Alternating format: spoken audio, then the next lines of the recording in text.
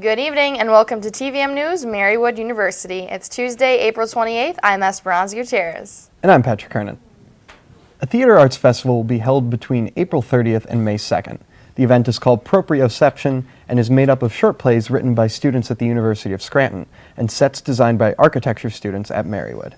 According to the event's announcement, proprioception refers to the sense of one's body in a given space, which is fitting given the blending of performance and architecture. The shows will begin at 8 p.m. on all 3 nights and will be held in the gymnasium of Marywood South Campus. The event is free and open to the public. Marywood's chapter of Delta Epsilon Sigma will be hosting a Friendlies fundraiser to raise money for the small South Pacific island nation of Vanuatu, which was destroyed by Cyclone Pam in March. The fundraiser will be held this Thursday, April 30th. Proceeds will go for continuing relief efforts. In order to have 20% off your donation, you must present a voucher. Vouchers can be found on the Facebook event page, Friendlies Fundraiser for Relief Efforts at Vanuatu. The Marywood University Music, Theater, and Dance Department will hold a dance concert on Friday, May 1st and Saturday, May 2nd. The concert will begin at 7:30 p.m. Friday night and 2 p.m. Saturday afternoon. The concert will take place both days on the main stage in the Sete La Vergetta Center for Performing Arts. The event is free and open to the public. For more information, contact Lynn McDonald at mcdonald.lynn@marywood.edu. Marywood Zeta Omicron is hosting an Empty Bowl project this Friday, May 1st from 6 to 9 p.m. at the County Entrepreneurial Launchpad at 507 Linden Street in Scranton. Purchase a homemade ceramic bowl for $10 and receive a free scoop of ice cream from Scoops. All proceeds go to Meals on Wheels of NEPA. For more information, visit zetaomicronkappapie@gmail.com. Dennis Corrigan will be having a book signing for his new book, True Love Knows No Boundaries, this Friday from noon to 2 on May 1st. Corrigan is a faculty member of the art department, and his book features his drawings and cartoons. The event is free and will be held in the library. Refreshments will be provided for those that come out. Marywood held their annual Sexual Assault Awareness Carnival, released to light last Thursday. TVM's Ann Zukowski has more on the story. I'm in the Nazareth Student Center where Marywood's Relationship and Empowerment Task Force is holding their annual Release the Light Carnival. Two real sponsors of the event are the Counseling Center and RAY, which is a task force on campus called Relationship Awareness and Empowerment Task Force, which is made up of faculty, students, and staff. We've been meeting all year, but probably for this event we've been planning it since January. We have 22 tables here, and it's consisting of groups and organizations on campus and also groups and organizations off campus. Some classes, sports teams, so it's a wide variety of people involved today. A few of my teammates are volunteering, so just came to see what it's all about. It's really nice, a lot of turnouts. Some live music from Ronnie, that's awesome. And I mean, it's just a good time. My roommate has her own table for the Caritas Club, so she asked me to come out and support it. Okay. It's really great that Marywood has these kind of events for people to be educated, and it makes people more aware of things. Live music, t-shirt raffles, and information tables were there to support and sign the petition against sexual assault. Ann Zukowski, TVM News. Let's toss it over to Mackenzie Curnow for the inside scoop on what's happening with student activities. Thanks, Pat. Want your voice to be heard? The Student Government Association is holding their final meeting of the semester tonight from 9 to 10:30 p.m. in Media 160. All are welcome to attend. No lights, no problem. The Student Activities crew will be hosting Blackout Bingo tomorrow, April 29th at 9 p.m. in the upper main dining room of the Nazareth Student Center. The event will be glow in the dark, and students are encouraged to wear white shirts so that they glow in the black light. There will be cash prizes up for grabs. So, we're going to the bingo tomorrow? I like cash. Yeah. You know what they say. Cash rolls. Yeah. Yeah, so I'm I going. go every time and don't win anything, so maybe this time we will. Yeah. Maybe. Yeah. Maybe our luck will change. Okay, we'll see what happens. Well, up next is Fran Sellis with this week's spring forecast. Stay tuned after this short break. Any questions? No. You know. We're not magicians, we can't read your mind. We need your questions, each and every kind. What are the side effects, doctor? How many times have you done this before? Questions are the answer. Will this react with my other medicine? Hey, what are all these tests even for? You have the power to say what's on your mind. We need your questions, each and every kind. Questions are the answer. Questions are the answer.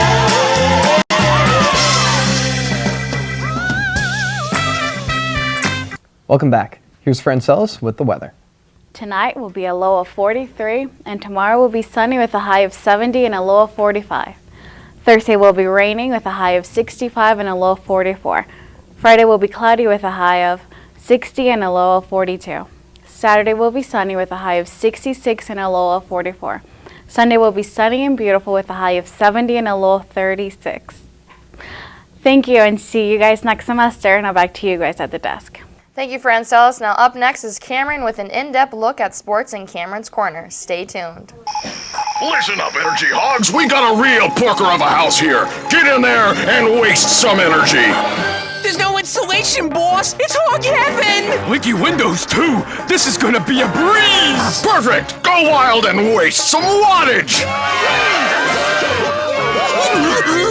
Time to tan. Oh, there's hot water for just one pair of pants. My kind of place. Wow, this thing's so old it's gonna take me hours to get dry. Keep wasting. They'll never know what hit them till they get the energy bill. What the? Boss, they're home, and they've got energy-efficient bulbs. You've got the power to get rid of energy hogs. You can help your parents add insulation, put in Energy Star appliances, and lots of other things to make your home hog-free. Find out how at energyhog.org and play fun games, too. Oh, retreat! Retreat! Go to energyhog.org and get the energy hogs out of your home. Hey, wait for me! Welcome back. Here's Cameron with Cameron's Corner. Thank you very much, Pat. Sunday's London Derby was the scene of another scary incident for soccer fans. During the Chelsea vs. Arsenal match, Chelsea midfielder Oscar was struck in the head by Arsenal's goalkeeper. Oscar went down instantly and was visibly disoriented when trying to get up, most likely concussed. He was given the all clear by team doctors to play on after that, yet at halftime he was sent to the hospital by the team. These incidents have become all too commonplace in today's fast-paced sports world.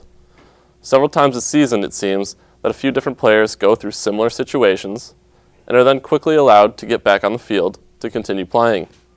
This problem needs to stop for the safety of both professional athletes and young children idolizing those athletes in the hopes of playing a professional sport someday.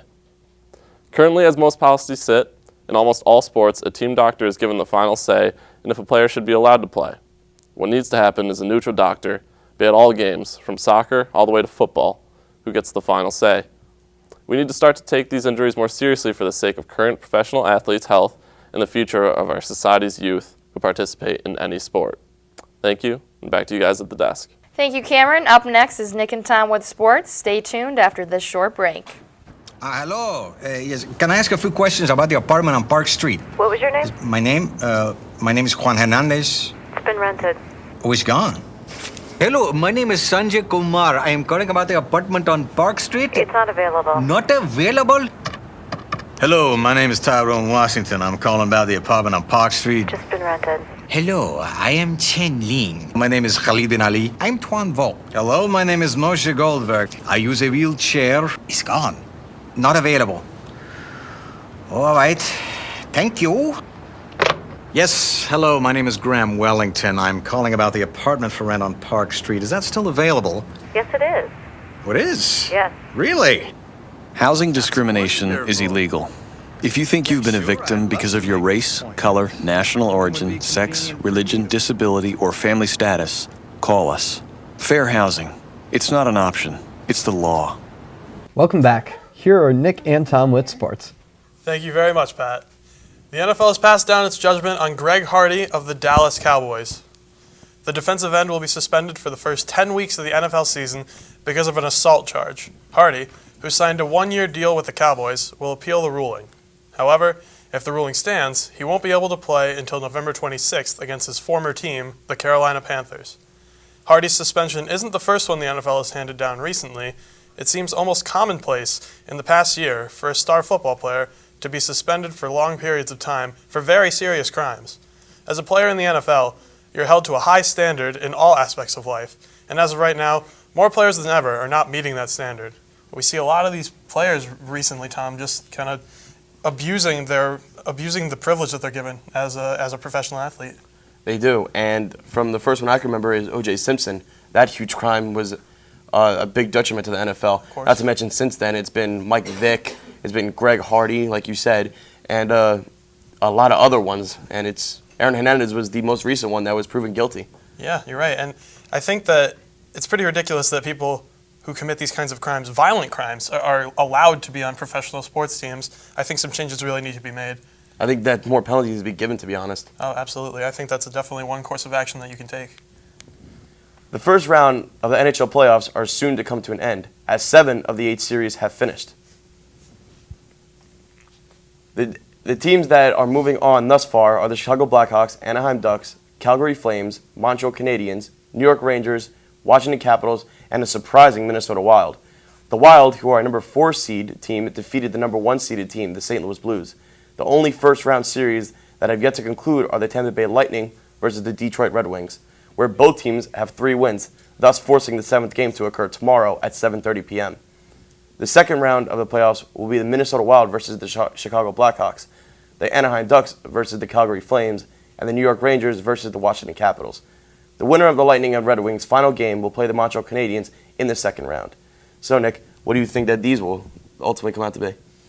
I'm going to root for the Rangers, obviously, being a fan, but I am surprised to see the Wild take it past the 1 seed, especially I believe it was Parisi that had 2 goals, breakaway. One was a breakaway, I believe they were a man down, so that's really impressive, and you can't count those guys out. I know any team that beats a 1 seed can be very dangerous, like motivation-wise, and you have to give them more credit than I guess you thought. Yeah, I am not happy about Parisi scoring because I am a Devils fan. He's a former Devil. But the Minnesota Wild did play well against the St. Louis Blues. The Blues had a great season, regular season. Now that in the playoffs, they slipped, obviously. So I overall have the Canadiens winning it, though. I think that's respectable. Decent team. I think it is, but I think that with their opposition is like the Rangers and Tampa Bay Lightning, who are also playing well. I'm not sure about that, but I'm hoping. Yeah, definitely. I'm gonna see how the Wild do, though. That's definitely impressive that you can beat a 1 seed. It helps you in all aspects. Moving on to Marywood sports, the Pacers golf team is officially North Carolina bound. The team captured its first CSAC championship on Saturday in Huntington Valley, edging out Cabrini College by 4 strokes. It only took the Pacers 4 years to reach the top of the CSAC. The team has performed well as a team and individually for the entire year. They had 2 members selected to the CSAC first and second teams. Freshman Nicholas Johnson, who finished 3rd overall at the championships, and junior Jesse Bingaman. Bingaman and Johnson also finished in the top 10 at the event and will be leading the team to the NCAA championships in the 2nd week of May. Really impressive for the golf team to already be competing at the NCAA level at 4 years. It is. I've always known that since I was a freshman last year, they were a pretty decent, good team. But now they're getting into great form now. Yep, hitting their stride. Never heard of Nick Johnson before, but I mean, obviously he's going to make a name for himself. Yeah, he's doing really well so far too, and they're a really well-coached team as well. The coach made Coach of the Year for the CSAC, so he's looking to lead the team to do well in the NCAA championships in North Carolina. I think they actually will. Yeah, definitely. You can't count them out. It was an exciting Saturday as both Marywood lacrosse teams won on the 25th. These were not just ordinary wins, however, as these 2 games were the Colonial States Athletic Conference playoffs. The men are number 2 seed, whom defeated number 3 seed Gwinnett Mercy University 8-5. The men had a bye in the first round, so this was the semifinal that the men have won. The women are the number 4 seed, whom defeated the number 5 seed, who was also Gwinnett Mercy, 13-10. The semifinal for women's lacrosse are set to play tomorrow against number 1 Cabrini College, while the men play Saturday in the final against number 1 Cabrini as well. So, Nick, we've always said that the men would do well, and our predictions were right. They would meet Cabrini in the final. They lost 16-2 to them in the regular season. How do you think this is going to pan out? I don't think it's going to be as bad as it was last time. hopefully we can get some offense going, which is really tough against a very highly ranked Division III team in Cabrini. So I don't know how well the men are going to do. I'm hoping they can put it back together, at least play Cabrini closer than 16-2. I agree with you completely, but I have to say my prediction is the same as last time. Cabrini will win, and that's not shameful to the Pacers. It's just they're that good. Yeah, no, Cabrini is definitely up there in terms of Division III lacrosse. So I don't think it's that big a detriment to the Pacers to lose to Cabrini. I think it's an honor to play them year after year after year. Yeah, definitely. It's frustrating to lose, but I think it's a sign of good sportsmanship. Yeah, and hey, you know what? We're gunning for them to win, so hopefully they can pull it out. Yeah, well, good luck, Pacers, and thank you all for tuning in for the semester. Back to you guys at the desk. Thank you, Nick and Tom. Coming up next after this short break is the latest Hollywood news with Juliet. Stay tuned.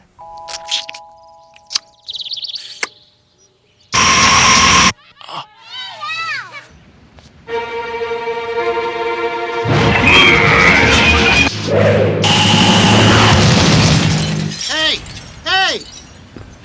What is your problem, man? You're welcome. What the heck is wrong with you? What do you mean? Don't give me that! All right, what's going on here, fellas? The missile was about to hit the school. I just acted as fast as I could. That doesn't change the fact that I don't have a car anymore. Who just throws a person's car at a missile? You're serious? Yeah, who's gonna pay for my car? I guess I could. Do you even have a real job? Yes. Do you have insurance? I saw the whole thing. Call me.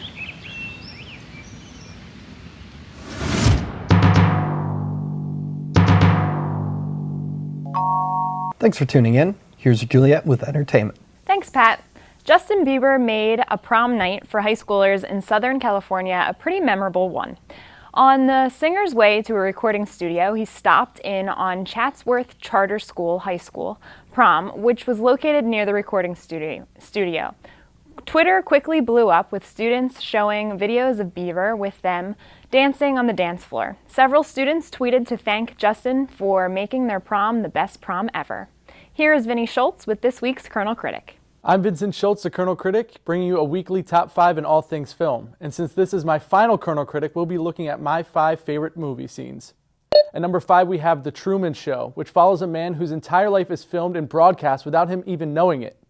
In this particular scene, he's so paranoid that he threatens to kill his wife with a potato peeler. Do something! Oh, thank God. Oh, thank God. Honestly, I don't blame her reaction. I feel the same way. It's so difficult working under Bridget. How can anyone expect me to carry on under these conditions? It's unprofessional! At number 4, we have The Shining. And there's a ton of creepy scenes in here, but nothing more so than the two evil twins.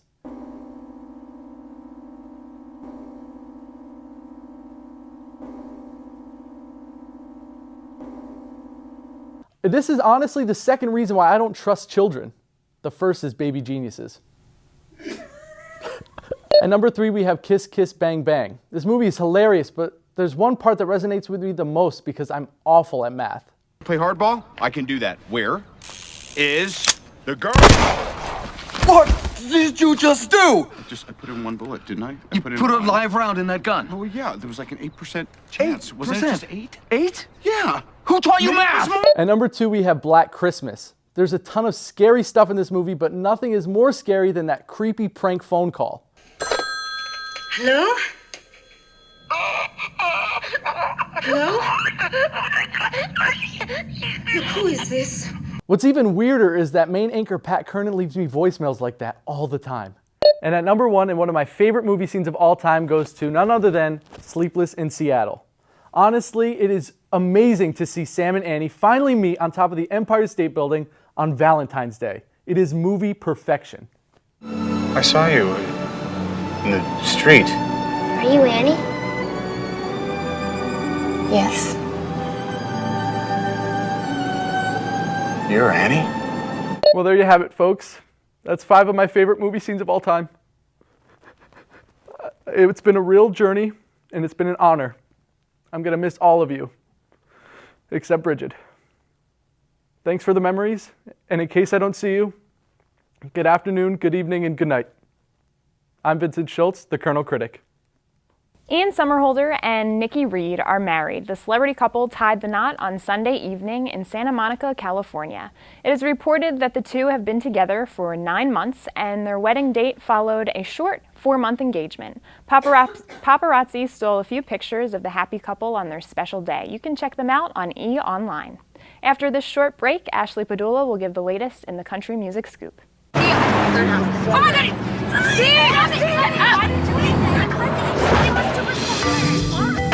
Do you have a problem with your friends driving recklessly?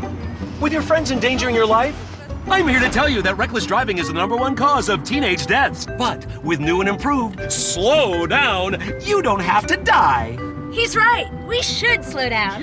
In the real world, there is no spokesperson to prevent reckless driving. There's only you. Speak up. Kim, pay attention. Good evening, viewers. Who may you think is on the top of Billboard's country albums chart? The answer to that is Reba McEntire. According to CMT.com, McEntire hits the chart with her latest album, Love Somebody. According to Nelson's SoundScan, 58,351 copies of her album have been sold during the first week of sales alone. McEntire has been shoveling out songs since 1979. That's a total of 39 years. Now that is pretty impressive. Artist Dwight Yoakam has also hit Billboard's country albums chart by coming in as the #2 album titled Secondhand Heart. A little tidbit from artist Tim McGraw: don't judge an artist by a single, judge them by an album. According to CMT.com, McGraw mentions how grateful he is that his music plays on country radio, but he hopes his fans take the time to listen to his whole album and not necessarily narrow it down to just what is played on air. This past weekend, McGraw performed at the Stagecoach Music Festival in India, California. A few of the other artists that performed were Merle Haggard, Jake Owen, Kip Moore, and Steve Earle, to name a few. Well, that's all that is currently going on in the world of country music. With this being my last Country Scoop segment as a senior, thank you for listening, and back to the desk. Well, everyone, Pat and I would like to say thank you to everyone who really supported us and watched us, and we really appreciate everyone taking the time to come out and watch TVM. This will be our last news segment in this studio. We will be moving on to the Learning Commons next semester, and we're excited about that. And thank you for your continued support, and we will see you all next year. Thank you.